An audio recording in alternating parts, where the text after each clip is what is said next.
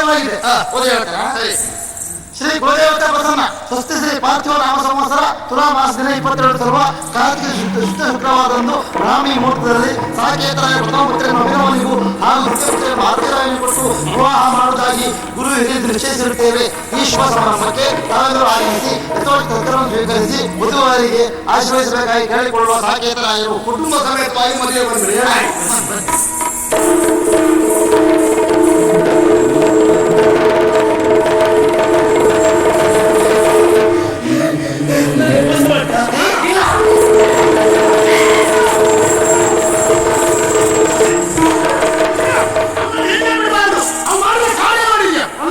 ನಿನ್ನ ಹೆಂಡತಿ ಹೆಸರು ತಪ್ಪಿ ಬಿದ್ದಿದ್ದಾರೆ, ಅವಳನ್ನು ಕರ್ಕೊಂಡು ನಾನು ನೋಡ್ಕೊಂಡು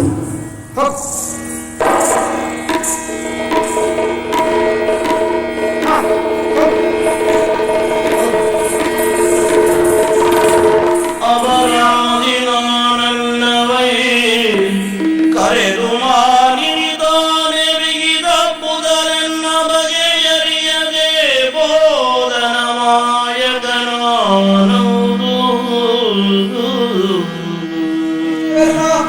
ಈ ವಿಷಯದಲ್ಲಿ ಖಂಡಿತವಾಗಿ ಅಪರಾಧವನ್ನು ತೆರವಿಲ್ಲ. ಆಕೆಯನ್ನು ಬರಲಿ ಕೇಳಿದವರು ಅವರನ್ನು ಬಿಗಿಯಾಗಿ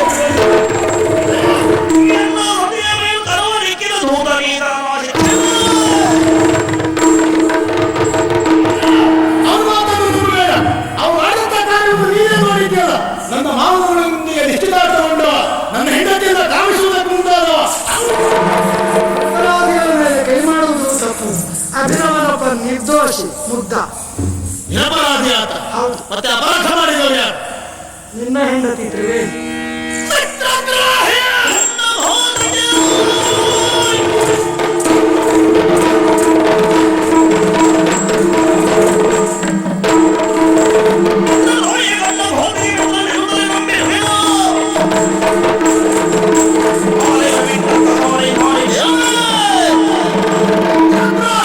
ನಿನ್ನದೆಲ್ಲವೂ ಸ್ನೇಹದ ನಾಟಕ ಎಂಬ ಅರ್ಥ ಆಯಿತು. ನನ್ನ ಸ್ನೇಹಕ್ಕೆ ಇವತ್ತೇ ಕೊನೆ. ಈ ಮನೆಯ ಅನ್ನದವರಿಗೆ ತೀರಿತು. ಎಂಥ ಮಾತಾಡ್ತೀನಿ, ಬುದ್ಧಿ ಎಲ್ಲಿ ಇಟ್ಕೊಂಡಿದ್ದೀನಿ? ಸರಿಯಾಗಿ ಮಾತಾಡ್ತೀವಿ.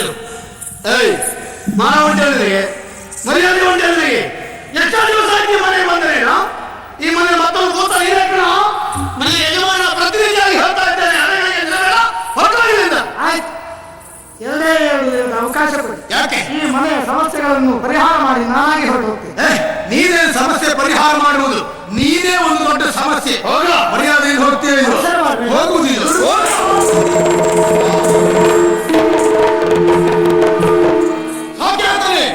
ಎಂತಹ ತಪ್ಪು ಕೆಲಸ ಮಾಡುತ್ತಾ ಇದ್ದೀರಿ ನೀವು. ಯಾಕಾಗಿ ಅವರನ್ನು ಹೊರಗಟ್ಟುತ್ತಾ ಇದ್ದೀರಿ ಎನ್ನುವಂತಹ ಪ್ರಜ್ಞೆ ಆದ್ರೂ ಉಂಟೆ ನಿಮಗೆ? ನನ್ನ ಹೆಂಡತಿ ಮೇಲೆ ಅಪವಾದ ಹೊರಿಸ್ತಾ ಇದ್ದಾನವ. ಆದ್ರಿಂದ ನೀವು ತಿಳಿದದ್ದು ಸಹಾಯ.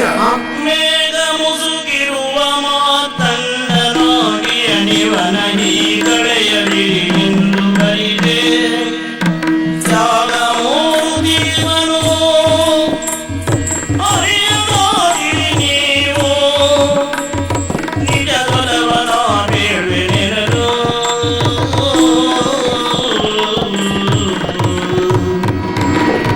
ಸಾಕೇತನೇ ಆಚಾರ್ಯರೇ, ಆತನನ್ನು ಹೊರಗಟ್ಟುತ್ತಾ ಇದ್ದೀರಾ.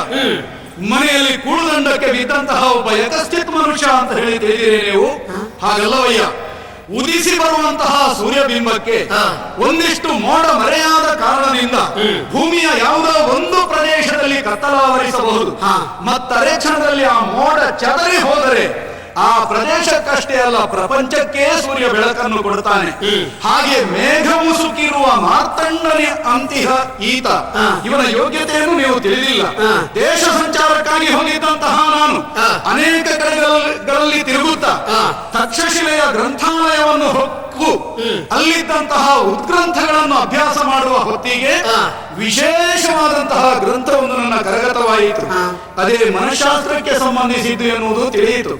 ಅದನ್ನು ಅಧ್ಯಯನ ಮಾಡುತ್ತಾ ಇದ್ದ ಹಾಗೆ ಈ ಮನಃಶಾಸ್ತ್ರದ ಕುರಿತು ನನಗಿದ್ದಂತಹ ನೂರಾರು ಸಾವಿರಾರು ಸಂದೇಹಗಳಿಗೆ ಸರಳವಾದಂತಹ ನೇರವಾದ ಉತ್ತರವು ದೊರೆಯಿತು.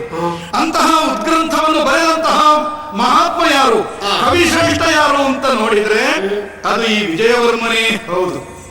ಅಷ್ಟು ಮಾತ್ರ ಅಲ್ಲ, ಪರೋಪಕಾರಕ್ಕಾಗಿ ತನ್ನ ಬದುಕನ್ನು ತ್ಯಾಗ ಮಾಡುವುದಕ್ಕೆ ಸಿದ್ಧನಾದಂತಹ ಒಬ್ಬನೊಬ್ಬ ವ್ಯಕ್ತಿ ಎನ್ನುವಂತಹ ನೆನಪಾದರೂ ಉಂಟೆ. ತನ್ನ ಮಿತ್ರನ ಪತ್ನಿಯ ಉಳಿವಿಗಾಗಿ ತನ್ನ ಜೀವವನ್ನು ಬಲಿದಾನ ಕೊಡುವುದಕ್ಕೆ ಸಿದ್ಧನಾದಂತಹ ತ್ಯಾಗಶೀಲನಿವ. ಸ್ವಾಮಿ, ಅವರಿಗೇನು ಹೇಳಬೇಡಿ. ಇಲ್ಲ, ನನ್ನ ಕರ್ತವ್ಯವನ್ನಷ್ಟೇ ನಾನು ಮಾಡುತ್ತಾ ಇದ್ದೇನೆ. ಆದುದರಿಂದ ನಿಮ್ಮ ಸಮಸ್ಯೆಯ ನಿವಾರಣೆಗೆ ನನ್ನ ಉಪಸ್ಥಿತಿಗಿಂತಲೂ ಈತನ ಉಪಸ್ಥಿತಿ ಬಲು ಪ್ರಧಾನವಾದುದು. ವಿಜಯವರ್ಮರೇ, ಮೊನ್ನೆ ರಹಸ್ಯವಾಗಿ ನಾವು ಮಾತಾಡಿಕೊಂಡ ಅಭಿಪ್ರಾಯದ ಸಂಕ್ಷಿಪ್ತ ಅಭಿಪ್ರಾಯವನ್ನು ಇವರಿಗೆ ಮನಂಬುಗುವ ಹಾಗೆ ತಿಳಿಸಿ.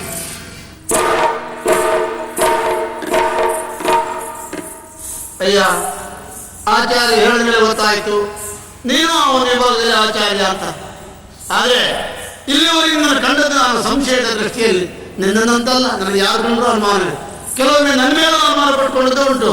ಯಥಾರ್ಥವಾಗಿ ಹೇಳ್ತೇನೆ, ಇವತ್ತು ನನ್ನಲ್ಲಿ ಅಂದಿನ ಗೆಳೆಯ ಅವನ ಒಳಿತಿಗಾಗಿ ಮನೆಯಲ್ಲಿ ಸ್ವತಂತ್ರವಾಗಿ ಸ್ವಯಂತೆಯಲ್ಲಿ ವ್ಯವಹರಿಸಬಹುದು.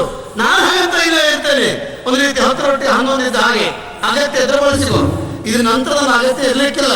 ಮತ್ತೆ ಒಂದು ಅಮೂಲ್ಯವಾದಂತಹ ವಿಚಾರ ಹೇಳಿಕೊಂಡು ತಿಳಿಯೋದಿಯೋ ಒಂದೆರಡು ತಕ್ಕ ಮಾತ್ರ ಆಡಿರಬಹುದು. ನಾನು ದಯವಿಟ್ಟು ಯಜಮಾನ್ರೆ ಕ್ಷಮಿಸಿದ್ದೇನೆ ಅಷ್ಟು ಹೇಳ್ತೀಯ? ಹಾ, ನನ್ನ ಹೆಂಡತಿಯ ಪ್ರಾಣವನ್ನು ಉಳಿಸುವುದಕ್ಕೆ ನಿನ್ನ ಉಪಸ್ಥಿತಿಯಲ್ಲಿ ಅಗತ್ಯ ಅಂತ ಹೇಳಿರಲ್ಲ. ಹಾಗಾದ್ರೆ ಇಂಥ ಪರಿಸ್ಥಿತಿ ಏನ್ ನಿರ್ಮಾಣ ಆಗಿದೆ? ಯಾವ ವಿಚಾರವನ್ನೇ ಮುಚ್ಚಿಡ್ತಾ ಇದ್ದೀವಿ? ಈ ಮನೆಯಲ್ಲಿ ನಾಗವಲ್ಲಿಯಿಂದ ಭಾಗವಹಿಸಿದವಳು ಪಂಚಮಿಯೋ ಮತ್ತೊಬ್ಬಳ ಎಂದು ಅನೇಕರನ್ನು ಕಾಡುತ್ತಿರುವಂತಹ ಪ್ರಶ್ನೆ ಯಾರು ಅಲ್ಲ, ಮತ್ತೆ ನಿನ್ನ ಹೆಂಡತಿ ತ್ರಿವೇಣಿ. ನಿನಗೆ ಗೊತ್ತಾಯ್ತು? ಮೊದಲ ಬಾರಿಗೆ ನಾನು ಬಂದಿದ್ದಾಗ ಮಹಡಿಯ ಮೇಲೆ ಅನೇಕ ಬಾರಿ ಹೋಗಿ ಬಂದಿದ್ದೆ. ಅಲ್ಲಿ ಏನೂ ಇಲ್ಲ ಅಂತ ಗೊತ್ತಾದ್ರಿಂದಲೇ ಊರಿಗೆ ಹೊರಟೋಗಿದ್ದೆ. ಎರಡನೇ ಬಾರಿ ಅವಸರದ ಕರಣಿಯನ್ನು ಕೊಟ್ಟಾಗ ಓಡಿ ಬಂದೆ. ಇಲ್ಲಿ ಆಗುತ್ತಿರುವ ದುರಂತವನ್ನು ಗಮನಿಸಿದೆ. ಅದರ ಮೂಲ ಶೋಧಕ್ಕೆ ಹೊರಟೆ. ನಿನ್ನ ಹೆಂಡತಿಯಲ್ಲಿ ಆಗುತ್ತಿರುವ ಬದಲಾವಣೆಯನ್ನು ಗಮನಿಸಿದೆ. ಆಗ ಗೊತ್ತಾಯ್ತು ಕಾರಣ ಅವಳು ಎಂದು. ಅವಳಿಗೆ ಅದರಿಂದ ಪ್ರಾರಂಭ ಆಯಿತು. ಕೇಳ್ತೀಯಾ? ಒಂದು ದಿನ ಈ ಮನೆಯಲ್ಲಿ ನಾನು ನೀನು ಮತ್ತೆ ಹಿರಿಯರಾರು ಇಲ್ಲವಾದ ಸಂದರ್ಭವನ್ನು ಕಾದ ನಿನ್ನ ಹೆಂಡತಿಯಾದಂತಹ ತ್ರಿವೇಣಿ ದಕ್ಷಿಣ ದಿಕ್ಕಿನ ಮಾಡಿಯ ಮೆಟ್ಟಲನ್ನೇರುತ್ತಾ ನಾಗವಲ್ಲಿಯ ಕೋಣೆಯನ್ನು ಪ್ರವೇಶ ಮಾಡಿದ್ದು. ಶೃಂಗಾರ ಸಾಧನೆಗಳಿಂದ ಅಲಂಕಾರಗೊಂಡಿರುವಂತಹ ನಾಗವಲ್ಲಿಯ ಕೋಣೆಯನ್ನು ಕಂಡು ಆಕರ್ಷಿತರಾಗಿ ಹೋದ್ಲು. ಆಕರ್ಷಕ ಭಂಗಿಯಿಂದ ಕಣ್ಮರಿಸುವಂತಹ ನಾಗವಲ್ಲಿಯ ಭಾವಚಿತ್ರವನ್ನು ಕಂಡು ತನ್ಮಯಳಾಗಿ ಹೋದ್ಲು. ಎಲ್ಲಿ ಹೊರಗೆ ತನ್ಮಯಳಾದ್ದು ಕೇಳಿದೆ, ಆ ಮುದ್ರೆಯನ್ನೇ ಇವಳು ಅನುಕರಿಸಿದ್ದು. ಮೊದಲೇ ಮಾನಸಿಕ ದುರ್ಬಲತೆಯಿಂದ ಕೂಡಿದಂತಹ ನಿನ್ನ ಹೆಂಡತಿಯನ್ನು ನಾಗವಲ್ಲಿ ಆವರಿಸ್ತಾ ಬಂದು ಇನ್ನೇನು ಆಕ್ರಮಿಸಿಯೇ ಬಿಟ್ಟು ದಿನಗಳು ಸರಿದಂತೆ ಕಾಲವು ಉರುಳಿದಂತೆ ತ್ರಿವೇಣಿ ನಾಗವಲ್ಲಿಯ ತ್ರಿವೇಣಿ ನಾಗವಲ್ಲಿಯ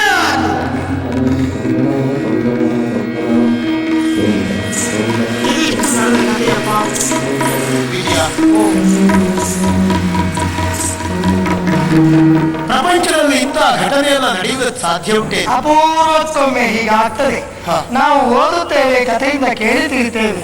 20 ವರ್ಷದವರು 70 ವರ್ಷದವರಂತೆ ವ್ಯವಹರಿಸುವುದು, 70 ವರ್ಷದವರು 20 ವರ್ಷದವರಂತೆ ವ್ಯವಹರಿಸುವುದು. ಏನಿದ್ರ ಅರ್ಥ? ಇಬ್ಬಂದಿತನ ಅಥವಾ ಈರಾಳ್ತನ ಅಂತ ಅದಕ್ಕೆ ಹೆಸರು. ಅಂದ್ರೆ ಒಬ್ಬರೇ ಇಬ್ಬರಾಗುವುದು ಎಂಬ ಅರ್ಥ. ಅಂತವರಲ್ಲಿ ಈ ತ್ರಿವೇಣಿಯು ಒಬ್ಬಳು. ಬಾಲ್ಯದಲ್ಲಿಯೇ ತಾಯಿಯನ್ನು ಕಳೆದುಕೊಂಡವಳು. ತಂದೆಯ ಆರೈಕೆ ಸಿಕ್ಕಿದ್ರು ಕೂಡ ಅನಾಥ ಪ್ರಜ್ಞೆಯಿಂದ ಅವಳು ಹೊರಬರಲೇ ಇಲ್ಲ. ಗುರುಮಠದಲ್ಲಿ ಗುರುಗಳಾಡುತ್ತಿರುವ ವೀರವಂತಿಯರ ಕಥೆಯನ್ನು ಕೇಳಿ ಎಷ್ಟೋ ಬಾರಿ ತನ್ಮಯಳಾಗಿ ಅದೇ ವೀರ ವನಿತೆಯು ತಾನಾಗಿ ಅಭಿನಯಿಸಿದ್ದನ್ನ ಗುರುಗಳು ಮರಿಲಿಲ್ಲ, ನಾನು ಮರಿಲಿಲ್ಲ. ಈಗ ಆಗ್ತಾ ಇರೋದು ಹಾಗೆ. ಆ ತ್ರಿವೇಣಿಗೆ ತಾನು ಆಗಾಗ ನಾಗವಲ್ಲಿಯಾಗಿ ಬದಲಾಗ್ತಾ ಇರುವುದು ಪಾಪ ಅವಳ ಗಮನಕ್ಕೆ ಬರಲಿಲ್ಲ. ನೀವೇನೇ ಹೇಳಿದ್ರು ನನಗೆ ಇದೆಲ್ಲ ಸತ್ಯ ಅಂತ ಒಪ್ಪಲಿಕ್ಕೆ ಸಾಧ್ಯ ಇಲ್ಲ. ನೋಡುವ ಮನಸ್ಸುಂಟು ಅಂತಾರೆ.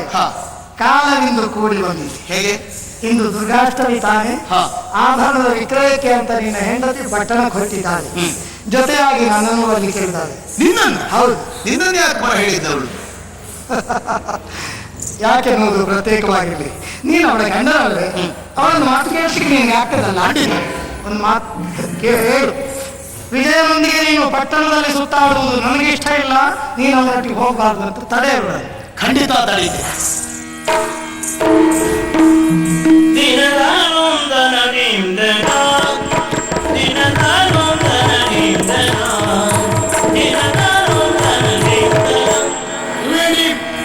ಬಹಳ ಉತ್ಸಾಹದಲ್ಲಿದ್ದೀಯ. ಎಲ್ಲಿಗೂ ಹೊರಟಿರುವ ಉಂಟಲ್ಲ, ಯಾವ ಕಡೆಗೆ ಪ್ರಯಾಣ? ಒಡೆತನದ ವಿಜಯನೊಟ್ಟಿಗೆ ಹೋಗಿ ಬರ್ತೀನಿ ಆಯ್ತಾ? ವಿಜಯನ ಜೊತೆ ನೀನು ಆಭರಣ ತರುವುದಕ್ಕಾಗಿ ಹೋಗುವುದು ನನಗೆ ಯಾಕೋ ಇಷ್ಟ ಇಲ್ಲ. ನೋಡು, ನೀನು ಹೋಗಲೇಬೇಕು ಅಂತಾದ್ರೆ ನಾನು ಬರ್ತೇನೆ. ನಾವಿಬ್ರು ಒಟ್ಟಾಗಿ ಹೋಗೋಣ, ವಿಜಯನೊಂದಿಗೆ ಹೋಗಬಾರ್ದು. ನನಗೆ ವಿಜಯನೊಟ್ಟಿಗೆ ಹೋಗ್ಬೇಕು. ವಿಜಯನೊಟ್ಟಿಗೆ ಹೋಗುವುದಿದ್ರೆ ನನ್ನ ಜೊತೆಯಲ್ಲೇ ಬರಬೇಕು. ಗಂಡನ ಮಾತನ್ನು ಮೀರಬೇಡ. ವಿಜಯನ ಜೊತೆ ನೀನು ಹೋಗಬಾರ್ದು.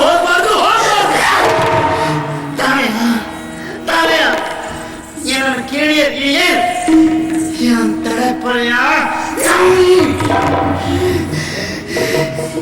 ಈ ದುರ್ಗಾಷ್ಟಮಿ ಎಂಕಯ್ಯನ ಕೆರಳು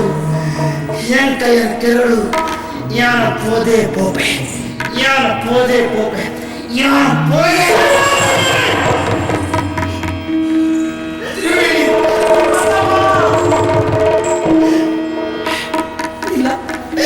ಇಲ್ಲ ನಾನು ತಪ್ಪದೆ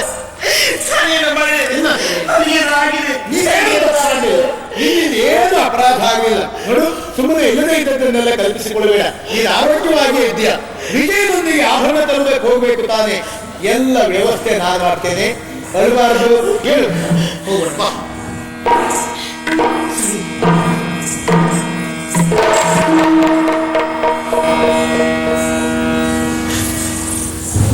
ಕೋಪೆಯಿಂದ ತಾನೆ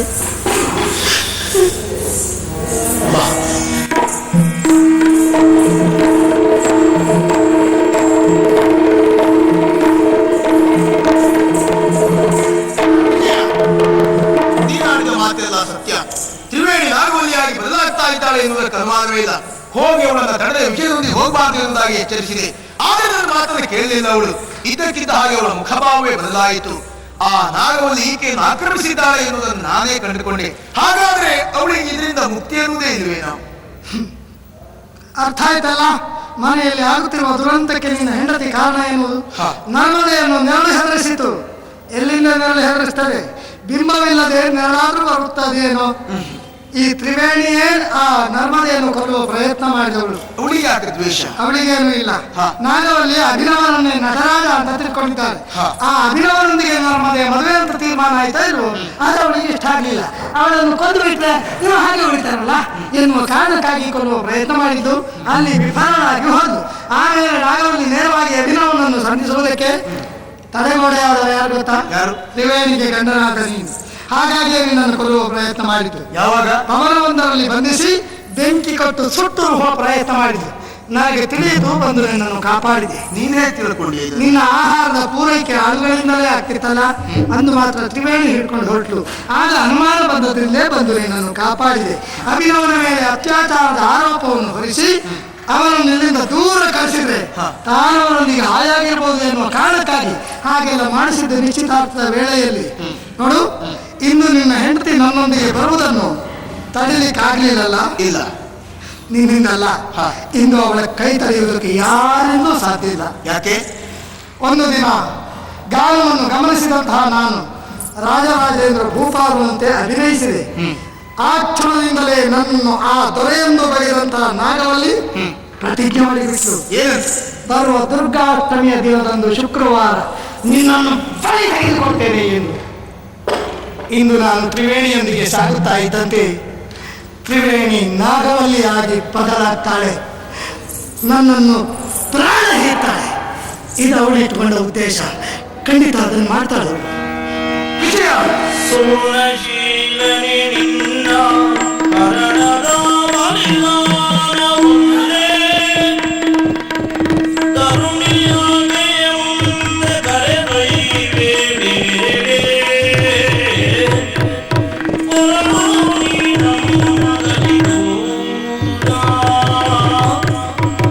ಇದಂತಹ ಪರಿಸ್ಥಿತಿ ಬಂತು ಇಲ್ಲಿಯ. ಯಾವತ್ತೂ ಜೊತೆಯಾಗಿ ಇರಬೇಕೆನ್ನುವಂತ ನಮ್ಮ ಆಶಯಗಳೆಲ್ಲವೂ ಕಮರಿ ಹೋದ ಹಾಗೆ ಅಲ್ಲ ಅಂತಾದ್ರೆ ಆ ತ್ರಿವೇಣಿಗೆ ಯಾಕೆ ಈ ಪರಿಸ್ಥಿತಿ ಒದಗಿತು ನನಗಂತೂ ಅರ್ಥ ಆಗುವುದಿಲ್ಲ. ಆದ್ರೆ ಒಂದಂತೂ ಸತ್ಯ, ನನ್ನ ಹೆಂಡತಿಯನ್ನು ಉಳಿಸಿಕೊಳ್ಳುವುದಕ್ಕಾಗಿ ನಿನ್ನನ್ನು ಕಳೆದುಕೊಳ್ಳುವ ಮೂರ್ಖ ನಾನಲ್ಲವೇ ಅಲ್ಲ. ನನಗೆ ಹೆಂಡತಿಯಷ್ಟು ಮುಖ್ಯವೋ ಸ್ನೇಹಿತನಾಗಿ ನೀನು ನನಗೆ ಅತ್ಯಗತ್ಯ. ನೋಡು, ಅವಳನ್ನು ಎಲ್ಲಿಯಾದ್ರೂ ನಾನು ಕರೆದೊಯ್ತೇನೆ, ಹೇಗಾದ್ರೂ ಅವಳನ್ನು ಗುಣಪಡಿಸಿಕೊಳ್ತೇನೆ. ಆದ್ರೆ ನೀನು ಸಾಯಬಾರದು.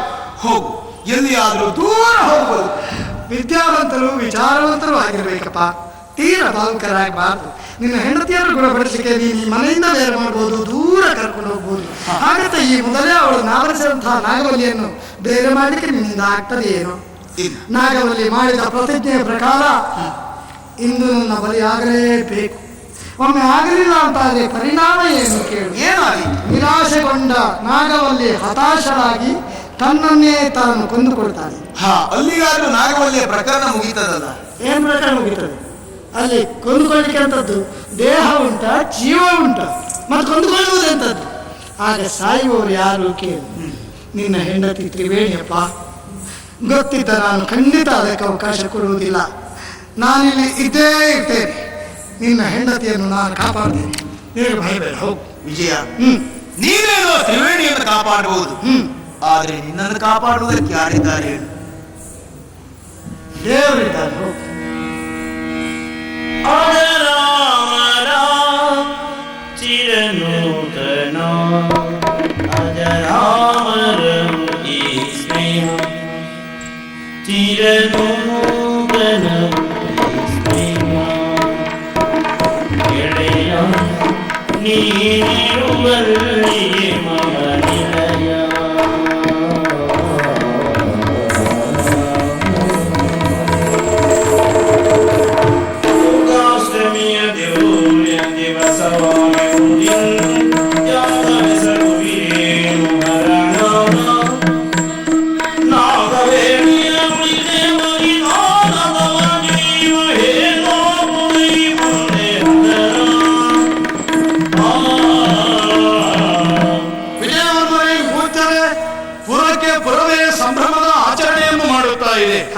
ದುರ್ಗಾಷ್ಟಮಿಯ ಈ ಶುಭಾವಸರದಲ್ಲಿ ಎಲ್ಲರೂ ಪಾಲ್ಗೊಂಡು ಸುಖದ ಸುಗ್ಗಿಯನ್ನು ಉಣುತ್ತಾ ಇದ್ದಾರೆ. ಆನಂದದ ಆಗರದಲ್ಲಿ ಮುಳುಗೆದ್ದು ಮೇಯುತ್ತಾ ಇದ್ದಾರೆ. ಇಂತಹ ಶುಭಾವಸರ, ಶುಭ ದಿನವೇ ತಮ್ಮ ಪಾಲಿಗೆ ಕರಾಳ ದಿನವಾದೀತು ಎನ್ನುವುದನ್ನು ಮಾತ್ರ ನಾನು ಭಾವಿಸಿಯೇ ಇರಲಿಲ್ಲ. ಒಬ್ಬಾಕೆ ಯಕಶ್ಚಿತ್ ಹೆಣ್ಣಿನ ಉಳಿವಿಗಾಗಿ ನಿಮ್ಮಂತಹ ಪರಮಜ್ಞಾನಿ ತನ್ನ ಬದುಕನ್ನೇ ಬಲಿಗೊಡುವುದು ಅಂತ ಹೇಳಿದ್ರೆ ನನಗೆ ಬಹಳಷ್ಟು ದುಃಖವಾಗುತ್ತದಪ್ಪ. ಹಾಗಂತ ಇದಕ್ಕೆ ಉತ್ತರಿಸುವ ಯೋಗ್ಯತೆ ನನಗಿಲ್ಲ ಸ್ವಾಮಿ. ಯಾಕಿಲ್ಲ? ಜಗದ ನಾಡನ ಸೂತ್ರನಾರಿ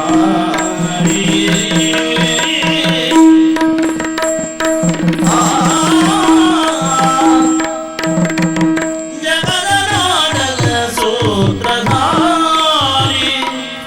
ನಮ್ಮ ಸೊಗದಿ ರಕ್ಷಿಪನು ಕರುಣ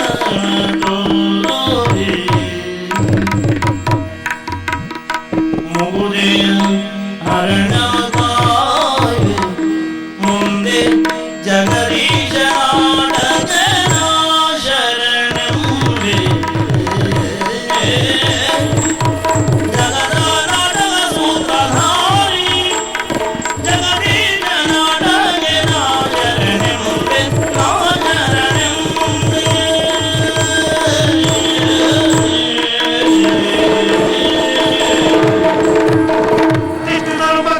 ಸಾಯುವಾಗ ಹಿತೈಷಿಗಳಿಗೆ ದುಃಖ ಆಗ್ತದೆ. ಹಾಗಂತ ಪ್ರಾಣದ ಭಯದಿಂದ ಕೈಗೊಂಡ ಕಾರ್ಯವನ್ನು ಕೈಬಿಟ್ಟು ನಾನು ಹಿಂದೆ ಸರಿತೆ ಅಂತ ಇಟ್ಕೊಳ್ಳಿ, ನಾನು ಚಿರಂಜೀವಿ ಆಗ್ತೇನಾ? ಹುಟ್ಟಿದವರಿಗೆ ಸಾವೆನ್ನುವುದು ಕಟ್ಟಿಟ್ಟ ಬುತ್ತಿ ತಾನೆ. ಜಾತಸ್ಯ ಮರಣಂ ಧ್ರುವಂ. ಆದರೂ ಮನುಷ್ಯನ ಹುಟ್ಟು ಸಾವು ಅಂದರೆ ಮರ ಹುಟ್ಟಿ ಮರ ಸತ್ತಂತೆ ಆಗಬಾರದು. ಸಾವಿಗೂ ಒಂದು ಸಾರ್ಥಕಬೇಕು ಅಂತ ಹೇಳುವನು ನಾನು. ಇತಿಹಾಸದಲ್ಲಿ ಅನೇಕರನ್ನು ಮಹಾತ್ಮರು ಅಂತ ಗುರುತಿಸಿದ್ರು. ಅದು ಯಾವುದರಿಂದ ಸ್ವಾಮಿ? ಚಾರಿತ್ರ್ಯದಿಂದ, ಪರೋಪಕಾರ ಬುದ್ಧಿ ಅವರಿಗಿದ್ದುದರಿಂದ. ಅದೇ ದಾರಿಯನ್ನು ನಾನು ಹಿಡಿದು ನನ್ನ ಆಕ್ಷೇಪ ಮಾಡ್ಲಿಕ್ಕೆ ಉಂಟೆ ಹೇಳಿ? ಇಲ್ವೇ ಇಲ್ಲ ಸ್ವಾಮಿ. ತ್ರಿವೇಣಿಯನ್ನು ಖಚಿತ ಹೆಣ್ಣು ಅಂತ ಹೇಳಬೇಡಿ. ಶ್ರೀಕಾಂತರನ್ನ ಪ್ರಾಣ ಸ್ನೇಹಿತ, ಅವನ ಪ್ರಾಣ ಸಂಗಾತಿ ತ್ರಿವೇಣಿ.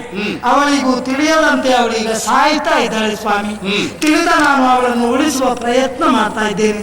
ಉಳಿಸ್ತೇನೆ ಅಂತ ಹೇಳುವ ಧೈರ್ಯ, ಹಕ್ಕು ನನಗೆಲ್ಲುಂಟು ಹೇಳಿ.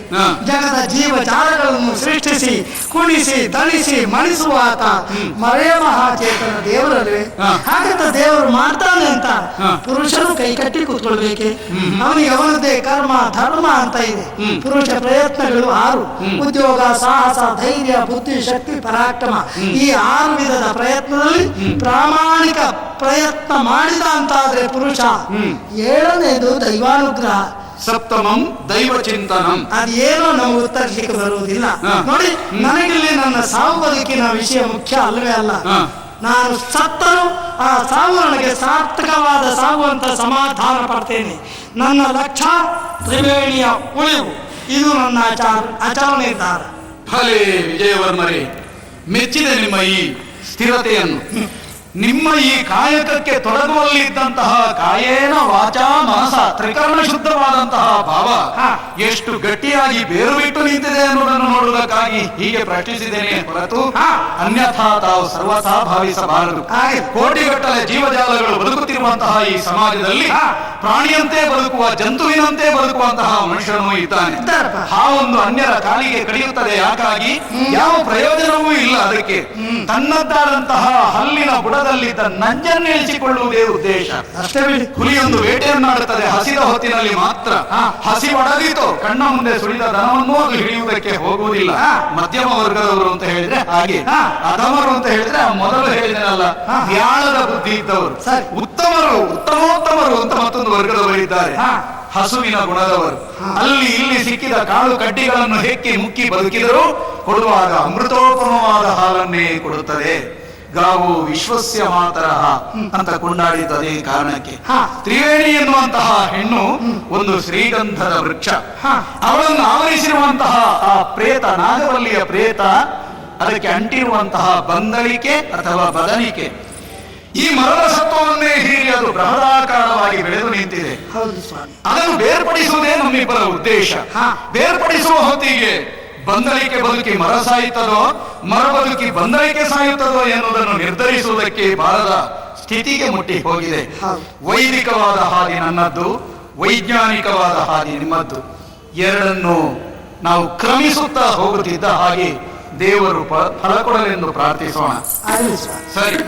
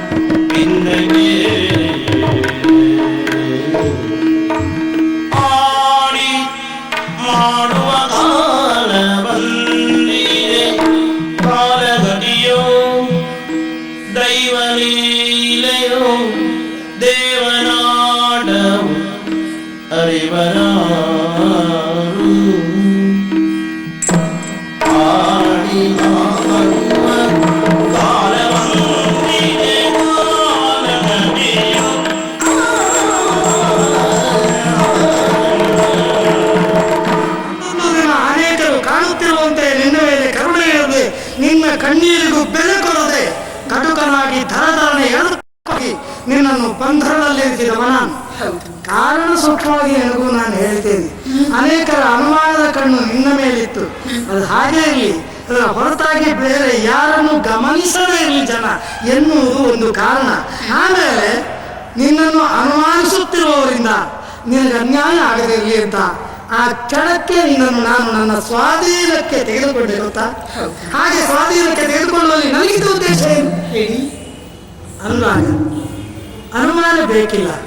ಒಬ್ಬ ಮನಃಶಾಸ್ತ್ರಜ್ಞನಾಗಿ ನಿನ್ನ ಮನಸ್ಸನ್ನು ಚೆನ್ನಾಗಿ ಓದಿ ಆಡುತ್ತಿರುವ ಮಾತು. ಇಬ್ಬರು ಒಬ್ಬರಿಗೊಬ್ಬರು ಆಕರ್ಷಿತರು. ಬರೇ ಆಕರ್ಷಣೆ ಅಷ್ಟೇ ಅಲ್ಲ, ದಂಪತಿಗಳಾಗಿ ಜೀವನ ಸಾಗಿಸುವ ಕನಸನ್ನು ಇಬ್ಬರೂ ಕಾಣ್ತಾ ಇದ್ದೇವೆ. ಕನಸು ಮನುಷ್ಯನಿಗೆ ಸಹಜ, ಅದು ಕೈಗೂಡಬೇಕು ಅಂತಾದ್ರೆ ದೈವಾನುಗ್ರಹ ಬೇಕು. ಅದೇನು ಯಾರಿಗೂ ಗೊತ್ತಿಲ್ಲ. ನನಗಂತೂ ಅನ್ನಿಸ್ತಾ ಇದೆ ಸದ್ಯದ ಸ್ಥಿತಿಯಲ್ಲಿ ನಾವಿಬ್ಬರೂ ದೈವಾನುಗ್ರಹದಿಂದ ವಂಚಿತರು ಅಂತ. ಯಾಕೆ? ನಾನು ಕೈಗೊಂಡ ಕಾರ್ಯವೇ ಅಂತದ್ದಲ್ಲ. ಅನ್ನೊಂದು ಮಾತಿನಲ್ಲಿ ಆಡಿದ್ದೆ, ಆಡದೆ ಮಾಡುವ ಛಾಯಮಾನ ನನ್ನದು ಎಂದು. ಈಗ ಆ ಮಾತನ್ನು ಮರೆತಿದ್ದೇನೆ. ನಿನ್ನ ಸಹಾಯವನ್ನು ನಾನು ಪಡೆದಲ್ಲಿಗೆ ನಾನಾಗಿ ಮಾಡುವ ಕಾರ್ಯ ಇದಲ್ಲ ಎನ್ನುವುದು ನಿರ್ಧಾರವಾಯಿತು. ಈಗ ಪ್ರಭಾಮಂಡಲಾಚಾರ್ಯರ ಸಹಾಯವನ್ನು ಅವಲಂಬನವನ್ನು ನಾನು ಪಡಿತಾ ಇದ್ದೇನೆ ಅಂತಾದರೆ ಆಡದೆ ಮಾಡುವ ಯೋಗ್ಯತೆ ನನಗೆಲ್ಲಿದೆ? ತೊಂದರೆ ಇಲ್ಲ ಬಿಡು. ಉತ್ತಮನಾಗುವ ಯೋಗ್ಯತೆ ನನಗಿಲ್ಲವಾದರೂ ಆಡಿ ಆದರೂ ಮಾಡುವ ಮಧ್ಯಮನಾದರೂ ಆಗ್ತಾ ಇದ್ದೇನಲ್ಲ ಎನ್ನುವ ಒಂದು ಸಮಾಧಾನದ ನಿಟ್ಟಿಸಲು ನನಗಿದೆ. ನಾಗವಲ್ಲಿಯನ್ನು ತ್ರಿವೇಣಿಯಿಂದ ಬೇರ್ಪಡಿಸಿ ಏರ್ಪಡಿಸುವ ಪ್ರಯತ್ನ. ಎಷ್ಟೋ ಕಾಲಗಳಿಂದಲೂ ಮೋಕ್ಷ ಸಿಗದೆ ಅತ್ತ ದ್ವೇಷ ಆರದೆ ಬಲಿಷ್ಠವಾಗಿ ಬೆಳೆದು ನಿಂತಿದೆ ಆ ನೀಚಾತ್ಮ. ಅದಕ್ಕೂ ನನಗೂ ಈಗ ನೇರವಾಗಿ ಮುಖಾಮುಖಿ ಹೋರಾಟ. ಪರಿಣಾಮ ಏನು ಕೇಳ್ತೀಯಾ? ನನ್ನ ಬಲಿದಾನ. ನನಗೆ ಗೊತ್ತಿದೆ, ನಾನು ಸಾಯ್ತೇನೆ ಅಂತ ನನಗೆ ಬೇಸರ ಅಲ್ಲ. ಈ ಸಾವು ನನಗೆ ಸಮಾಧಾನದ ಸಾವನ್ನು ತರ್ತದೆ. ಆದರೆ ನನ್ನ ಸಾವಿನಿಂದ ನೀನು ನಿರಾಶರಾಗಬಾರದು. ವಿಶಾಲವಾದಂತಹ ವಿಶ್ವ ನಿನ್ನ ಭವಿಷ್ಯತ್ ಜೀವನದ ಭವ್ಯತೆಗಾಗಿ ಕೈಬೀಸಿ ಕರೆಯುತ್ತಾ ಇದೆ. ನನ್ನ ಕಾಲಾನಂತರದಲ್ಲಿ ನನ್ನಿಂದ ಯೋಗ್ಯ ವರನೊಬ್ಬನನ್ನು ಅರಸಿ ಅವನ ಧರ್ಮಪತ್ನಿಯಾಗಿ ನಿನ್ನ ಸುಂದರವಾದ ಬದುಕನ್ನು ನೀನೇ ರೂಪಿಸಿಕೊಳ್ಳಬೇಕು ಎನ್ನುವುದು ನನ್ನ ಹರಕೆ, ಜೊತೆಗೆ ಹಾರೈಕೆ. ಸ್ವಾಮಿ, ಹೆಣ್ಣಿನ ಜೀವನದಲ್ಲಿ ಮದುವೆ ಎನ್ನುವುದು ಮಹತ್ವದ ಘಟ್ಟವೆಯಾದರೂ ಈ ವಿಷಮ ಪರಿಸ್ಥಿತಿಯಲ್ಲಿ ನನ್ನ ಮದುವೆ ಕುರಿತು ಯೋಚಿಸುವಷ್ಟು ಸ್ವಾರ್ಥಿಯಂತೆ ಭಾವಿಸಬೇಡಿ. ಆವತ್ತು ನನ್ನನ್ನು ಬಂಧಿಸಿ ವಿಷಯವನ್ನು ತಿಳಿಸಿದಾಗ ಮೇರು ಸದೃಶವಾದಂಥ ನಿಮ್ಮ ವ್ಯಕ್ತಿತ್ವ ಏನೆನ್ನುವುದನ್ನು ತಿಳಿದೆ. ನಿಜವಾಗಿ ನಿಮ್ಮ ಸತಿಯಾಗಿ ಬದುಕುವಂತಹ ಯೋಗ ಯೋಗ್ಯತೆ ಬಡವೆಯ ಅಂತ ನನಗಿಲ್ಲದೆ ಹೋದರು ಜನ್ಮದಲ್ಲಿ ಆದರೂ ನಿಮ್ಮ ಪಾದದ ಅರುಳಾಗಿ ಬಿದ್ದಿರುವಂತಹ ಅವಕಾಶವನ್ನಾದರೂ ಅನುಗ್ರಹಿಸುವಂತ ದೇವರಲ್ಲಿ ಪ್ರಾರ್ಥಿಸ್ತಾ ಬಂದವಳು ನಾನು. ಮತ್ತೆ ಶ್ರೀಕಾಂತರ ಹಾಗೆ ತ್ರಿವೇಣಿಯು ನನ್ನ ಆತ್ಮ ಸ್ನೇಹಿತೆ.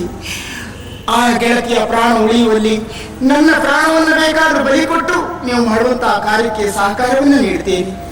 ಹಾಗೆ ತ್ರಿವೇಣಿಯ ಕುರಿತು ಬಹಳ ಎತ್ತರ ವಯಸ್ಸೇ ಇರಬೇಕು. ನೀವೆಲ್ಲ ಬನ್ನಿ ಹೋಗೋಣ.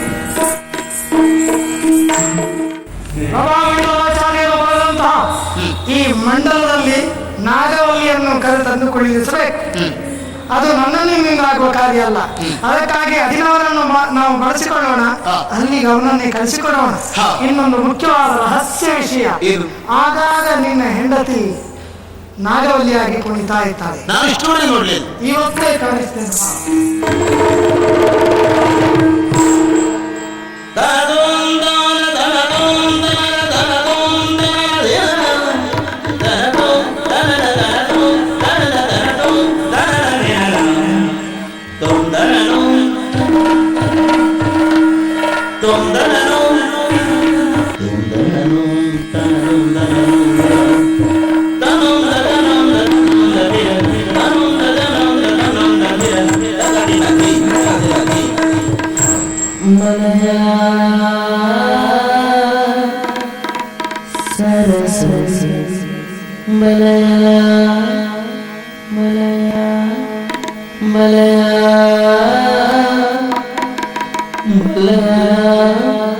ಸರಸರು ಬಲಯ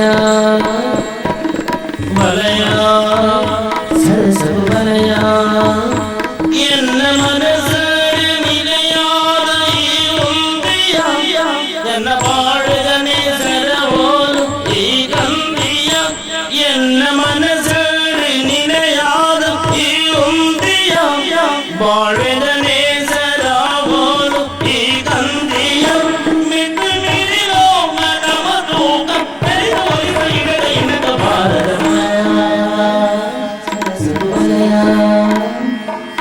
ಬಲಯ ಸರಸರು ಬಲಯ ದನದೂ ದನದೂ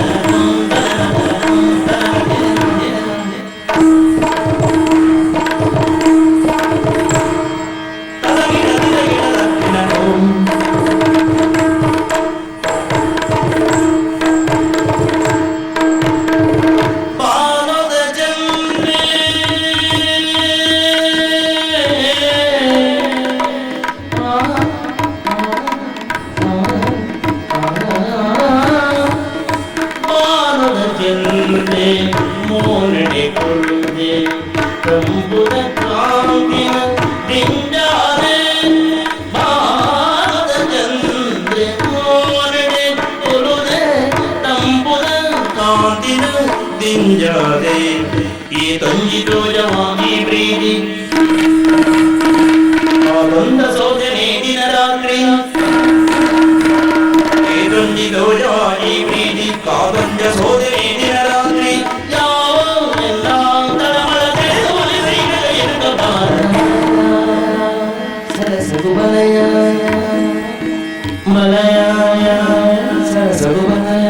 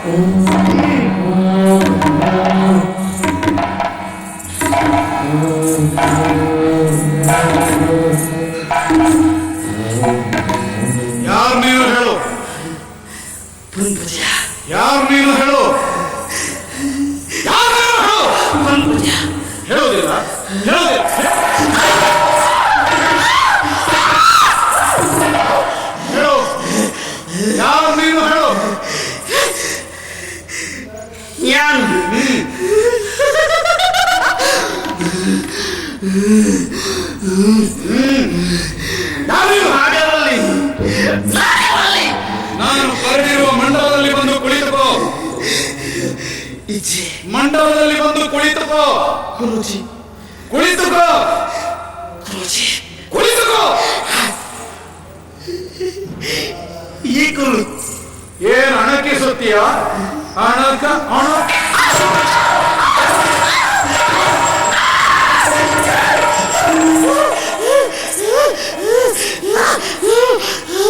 ಏನಾಗಬೇಕಾಗಿದೆ ನನಗೆ? ಹೇಳು. ಕೊಲ್ಲಬೇಕು? ಯಾರನ್ನು? ಯಾಕವನಲ್ಲಿ ನಿನಗಿಷ್ಟು ದ್ವೇಷ? ಏನು ಮೂಕೆದ ಎಡ್ಕೆರಿ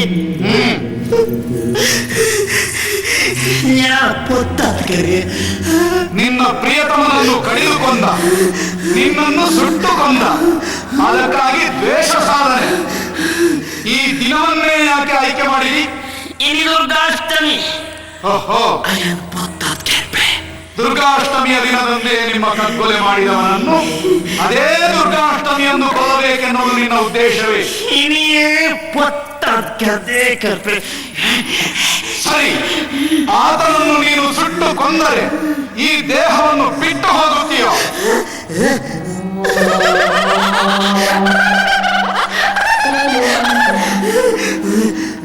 ಈ ದೇಹವನ್ನು ಬಿಟ್ಟು ಹೋಗ್ತೀಯೋ?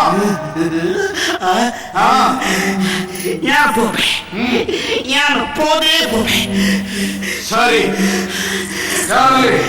ಹಾ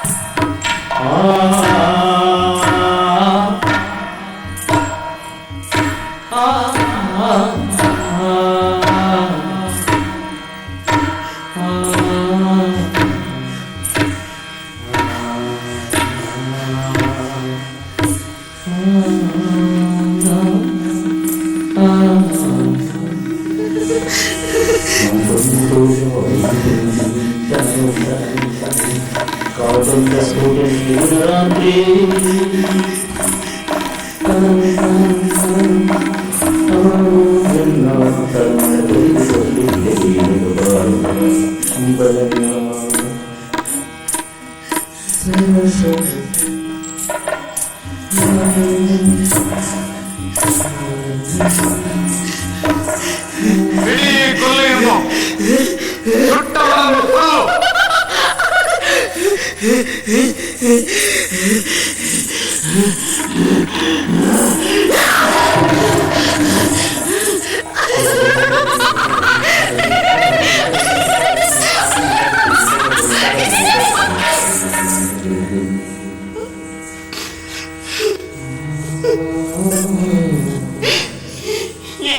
ಮುಖ್ಯದ ಎಡ್ಕೆರಿ ಪುತ್ತದ ಗೆಳೆಯರ ಪುತ್ತದ ಗೆಳೆಯರ ಪುತ್ತದ ಗೆಳೆಯರ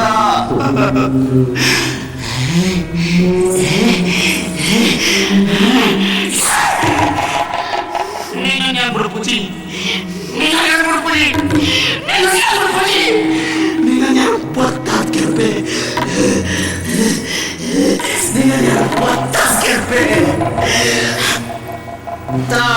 ಹಸ್ತದಿಂದ ದಿಗುತಕತ ತುಂ ತತ್ತಿನ್ ಮಕ್ಕತ ಹಸ್ತದಿಂದ ದಿಗುತಕತ ತುಂ ದತ್ತಿನ್ ಮಕ್ಕತಿ ನಿಮಿತ್ತದಿ ತತ್ತಿಂ ತಿಮಿತ್ತದಿ ತತ್ತಿಂ ತಿಮಿತ್ತದಿ ತತ್ತಿಂ ತಿಮಿತ್ತದಿ ತಕದಿ ತಕದಿ ತಕದಿ ತಕದಿ ತಕದಿ ತಕದಿ ತಕದಿ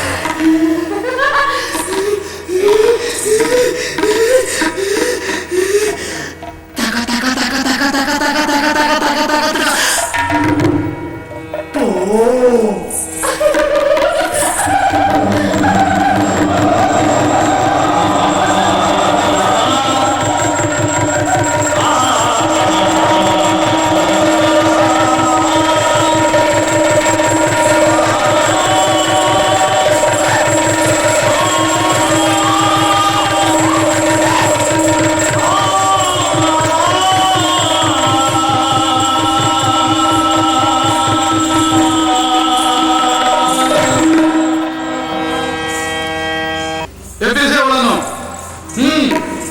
ಬನ್ನಿ.